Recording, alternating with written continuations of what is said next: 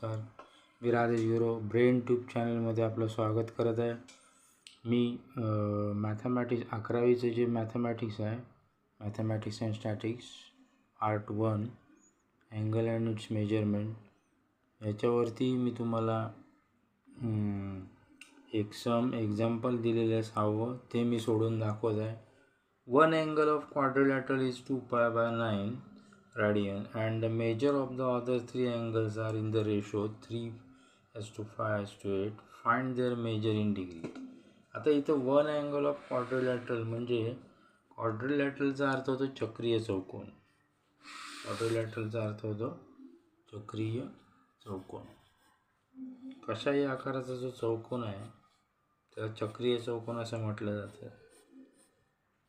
मग आता ह्याच्यामध्ये तुम्हाला 2π/9 अशा प्रकारे इथे सम दिलेल्या रॅडियनमध्ये 2π/9 एक अँगल दिलेला आहे. मग आपण ह्या रॅडियनचं डिग्रीमध्ये कन्वर्जन करूया. म्हणजेच काय होईल की 2π/9 याला आता तुम्हाला जी किंमत दिलेली आहे की 1 radian is equal to 180/π degree.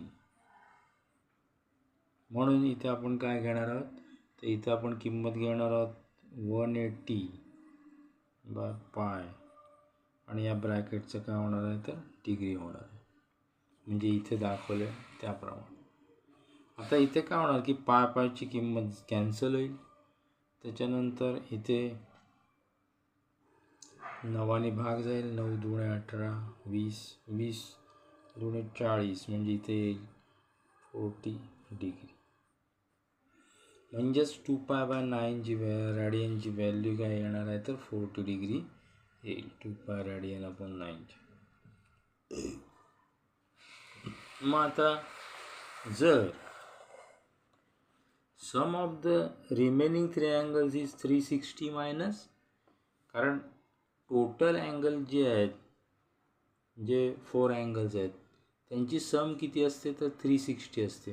चौकोनाच्या चारही कोनांच्या मापांची बेरीज ही काय असते तर ती किती असते 360 डिग्री असते. त्यामुळे 360 डिग्रीमधनं एका कोनाच्या माप आपण काढलेलं आहे. त्यामुळे ते त्याच्यातून मायनस केलं जाईल. मग येईल 320. मग उरलेले जे 3 अँगल आहेत, 3 अँगल्स आहेत, आर इन द रेशो 3:5:8 म्हटलेलं आहे. तर त्याच्यामध्ये degree measures of these angles are 3K, 5K, 8K. मग where K is a constant, म्हणजे केला आपण काय मानलं तर स्थिरांक मानलेला आहे. म्हणून 3K + 5K + 8K बरोबर 320. मग आता यांची बेरीज करायची. 5 ने 3 8, 8 ने 8 16, 16K is equal to 320 degree. अर्थातच K इज इक्वल टू जर काढलं तर येईल 320/16 म्हणजे 16 दुणे 32 म्हणजे आलं किती 20. तर K is equal to 20 degree येईल. Measure of the 3 angles are 3K degree is equal to 3 × 20 करायचं, मग येईल 60 डिग्री.